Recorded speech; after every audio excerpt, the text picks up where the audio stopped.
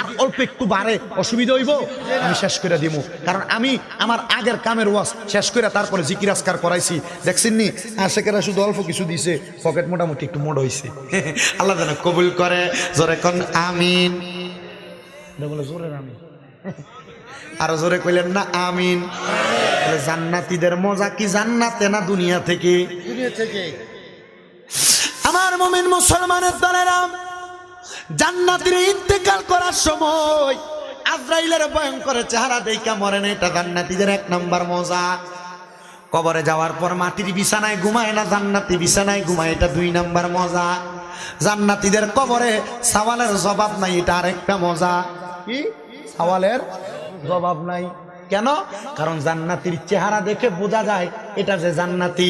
জবান খুলে বলা যাবে কি সুবহানাল্লাহ। জান্নাতি ফুলসের আপনা বিজলির মতো পার হয়ে যায়।